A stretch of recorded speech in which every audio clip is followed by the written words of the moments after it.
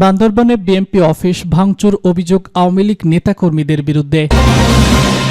এদিকে গাড়ি থামিয়ে ঘুষের অভিযোগ, ওসি সহ ৬ পুলিশ সদস্য প্রত্যাহার।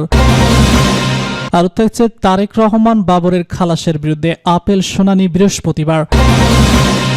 আর জানিয়ে দিব ফেব্রুয়ারিতেই নির্বাচন হতে হবে বলছে ফখরুল। সর্বশেষ জানিয়ে দিব মামুনকে 2 টুকরো করে ভরা হয় বস্তাতে, মিলল লৌহমর্ষক বর্বরতার হত্যাকাণ্ড। বিমানবন্দরে বিএনপির অফিস ভাঙচুর অভিযোগ আওয়ামী লীগ নেতাকর্মীদের বিরুদ্ধে। বিমানবন্দর পৌর এলাকায় 7 নম্বর ওয়ার্ডের আর্মিপাড়ায় অবস্থিত বিএনপির জিয়া স্মৃতি সংসদ অফিস ভাঙচুরের ঘটনা ঘটেছে। রোববার ভোররাতে এই ঘটনা ঘটে বলে জানিয়েছে স্থানীয় বিএনপি কর্মীরা। প্রত্যক্ষদর্শীরা জানান, রাত আনুমানিক 3টার দিকে একদল দুর্বৃত্ত লাঠি সোঁটা নিয়ে হঠাৎ করে অফিসে এসে হামলা চালায়। এই সময় তারা অফিসের আসবাবপত্র, টেলিভিশন, জানালার কাচ সহ বিভিন্ন সামগ্রী ভাঙচুর করে। বিএনপির নেতাকর্মীরা অভিযোগ করেছেন, এই হামলার পিছনে স্থানীয় আওয়ামী লীগ নেতাকর্মী জড়িত। পৌর বিএনপির যুগ্ম আহ্বায়ক শামীম হোসেন বাংলা নিউজকে বলেছেন, এটি একটি পরিকল্পিত হামলা। আওয়ামী লীগের নেতা কর্মীরা এই ঘটনা ঘটিয়েছে। আমরা এই ঘটনার তীব্র নিন্দা এবং প্রতিবাদ জানাচ্ছি। প্রশাসনের কাছে জড়িতদের দ্রুত গ্রেফতার এবং দৃষ্টান্তমূলক শাস্তির দাবি জানান তিনি। এদিকে বিমানবন্দরের পুলিশ সুপার মোহাম্মদ শহীদুল্লাহ কাউসার বলেছেন, ঘটনার পরপরই পুলিশ ঘটনাস্থলে উপস্থিত হয়। বিষয়টি তদন্তাধীন রয়েছে। জড়িতদের চিহ্নিত করে প্রয়োজনীয় আইনানুগ ব্যবস্থা নেওয়া হবে বলে এই কর্মকর্তা বলেছেন। গাড়ি থামিয়ে ঘুষের অভিযোগ, ওসি সহ 6 পুলিশ সদস্য প্রত্যাহার। ব্রাহ্মণবাড়িয়ায় গাড়ি থামিয়ে ঘুষ গ্রহণের অভিযোগে খাটিহাতা হাইওয়ে থানার ওসি সহ 6 পুলিশ সদস্যকে প্রত্যাহার করা হয়েছে। সোমবার তাদের প্রত্যাহার করা হলেও আজ মঙ্গলবার বিষয়টি জানাজানি হয়।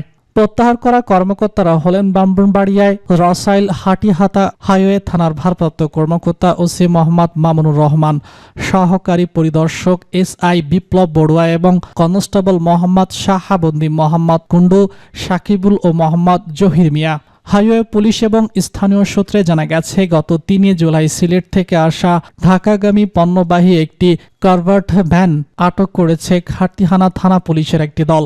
পরে কারভার্ট ভ্যানটিকে অবৈধ পণ্য পরিবহনের অভিযোগ এনে 80,000 টাকা ঘুষ নেওয়া হয়। এ নিয়ে বেসামরিক একটি টেলিভিশন সংবাদ প্রচারের পর থানার ওসি সহ 6 পুলিশ সদস্যকে প্রত্যাহার করে হাইওয়ে পুলিশের কুমিল্লা রিজনের পুলিশ সুপার কার্যালয়ে যুক্ত করা হয়।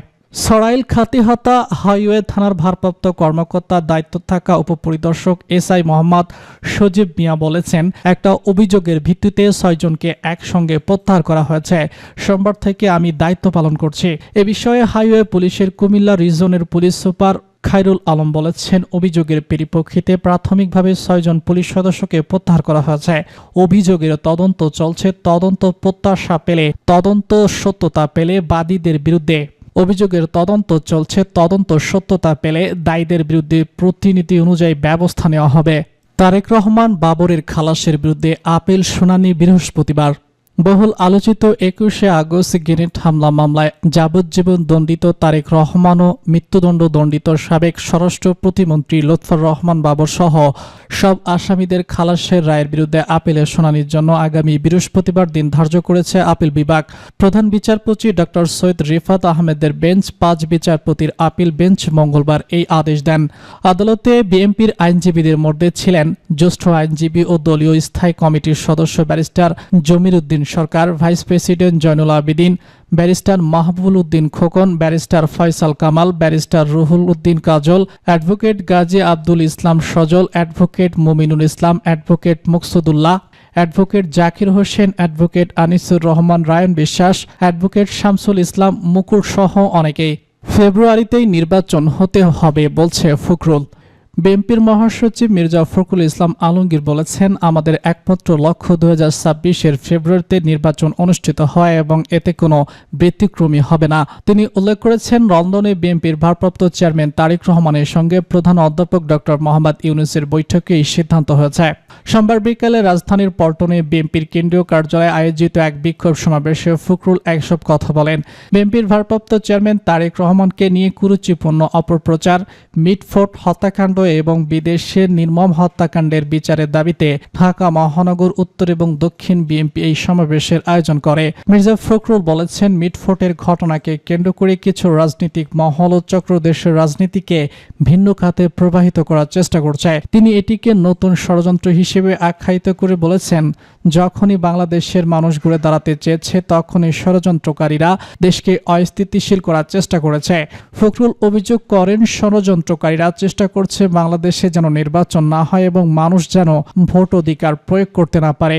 তারেক রহমান সম্পর্কে অশ্লীল ভাষায় মন্তব্য এবং স্লোগান দিয়ে তারা ভেবেছিল বিএনপি দমে যাবে, কিন্তু বিএনপি বারবার সব চ্যালেঞ্জ মোকাবেলা করে ফিনিক্স পাখির মতো উড়ে বেরিয়েছে। বিএনপির মহাসচিব আলো বলেছেন, যখন তারেক রহমান দেশকে উন্নতির দিকে এগিয়ে নিতে চান, কর্মসংস্থান করতে চায় এবং মানুষের মৌলিক চাহিদা পূরণের জন্য বিজ্ঞজনদের সঙ্গে পরিকল্পনা করছেন, তখনই তারা আঘাত আনছে। চক্রান্তকারীদের পরিকল্পনাকে অত্যন্ত ভয়াবহ উল্লেখ করে তিনি বলেছেন, এর মধ্যে বাংলাদেশ আবার অস্থিতিশীলতা, অস্থিরতা এবং বিভাজন সৃষ্টি করে গণতন্ত্রকে কবরস্থ করার চেষ্টা করছে। তিনি আরো বলেন, আমরা যেভাবে ফ্যাসিস্টকে বিতাড়িত করতে পেরেছি ঠিক একইভাবে জনগণকে সঙ্গে নিয়ে যেন কোনোদিন আবার ফ্যাসিস্ট চালু হতে না পারে তার ব্যবস্থা নিতেই আমরা অবশ্যই সেই ব্যবস্থা করব।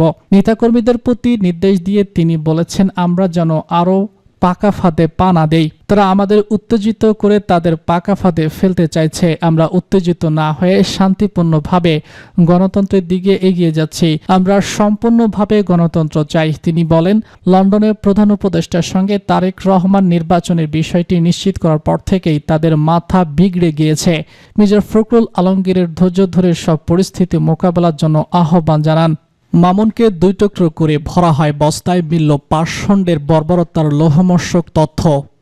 রাঙামাটির কাউলেখালী উপজেলার সুগার মিল আদর্শগ্রাম থেকে অপহরণের 8 দিন পর পোল্ট্রি ব্যবসায়ী মোহাম্মদ মামুনের বস্তাবন্দি দ্বিখণ্ডিত লাশ উদ্ধার করা হয়েছে। এই ঘটনায় মিলের সাবেক কর্মচারী মোহাম্মদ কামরুল ইসলাম ও তার স্ত্রী সাথী আক্তারকে গ্রেফতার করা হয়েছে।